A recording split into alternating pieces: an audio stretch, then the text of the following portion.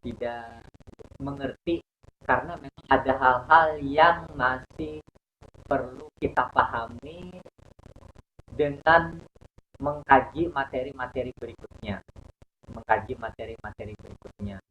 Nah, oleh karena itu satu kali pertemuan, dua kali pertemuan, tiga kali pertemuan, ya wajar kalau kita tidak paham apa itu manajemen berbasis sekolah.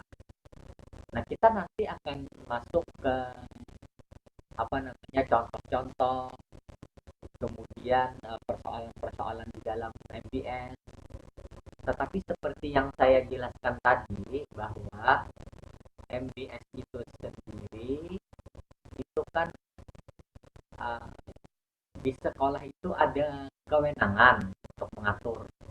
Nah, kewenangan itu diberikan kepada pihak sekolah. Nah, pihak sekolah tentu memiliki keinginan-keinginan. Pihak sekolah tentu ingin mengatur tanpa harus ada campur tangan dari pihak lain. Jadi ada hierarki. Hierarki itu semacam tingkatan. Jadi ada tingkatan-tingkatan. Yang tingkatan-tingkatan itu masing-masing memiliki tugas, memiliki kewenangan dan memiliki tanggung jawab. Nah, di tingkat sekolah, sekali lagi di tingkat sekolah itu pihak sekolah memiliki kewenangan, memiliki kewenangan. Nanti setelah dibaca secara keseluruhan slide yang ada itu nanti akan tergambar apa itu manajemen berbasis sekolah. Nah, sekarang saya ingin apa namanya menjawab beberapa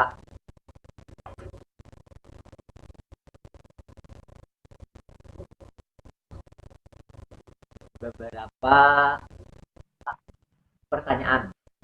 Nah, saya akan menjawab beberapa pertanyaan itu supaya benar-benar hari ini jelas. Nah, yang pertama,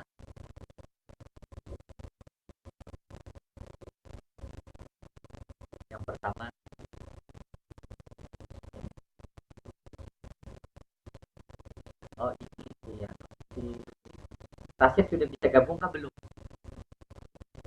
Sudah Rasid, mana Rasid? Masih belum bisa kah Rasid? Mungkin sinyalnya. Nah, sekarang saya ingin menjawab pertanyaan yang pertama tadi, pertanyaan si pertanyaan yang pertama. Pertanyaan yang pertama dari Anissa. Nah, Nur Anissa. Jadi hierarki otoritas itu, jadi ada tingkatan-tingkatan. Tidak hanya di dalam lembaga pendidikan, tetapi di setiap organisasi itu ada tingkatan-tingkatan itu.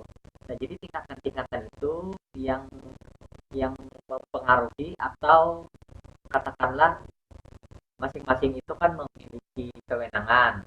Ada kepala sekolah, ada komite, ada tata usaha, ada guru.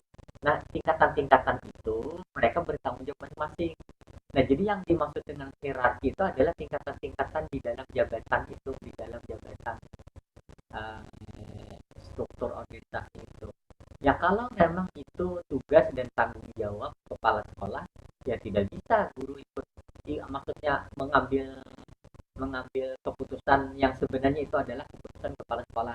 Misalkan kepala sekolah menghadiri sebuah rapat dengan apa namanya dengan dinas terkait.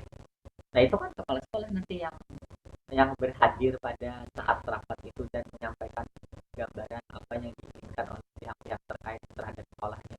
Nah, kalau guru ya memang uh, bisa diberi kewenangan, tapi kalau tidak ada pelimpahan. Kalau guru itu ya tanggung jawab utamanya adalah pengajar. Nah, itu tanggung jawab penting jadinya. Nah, kemudian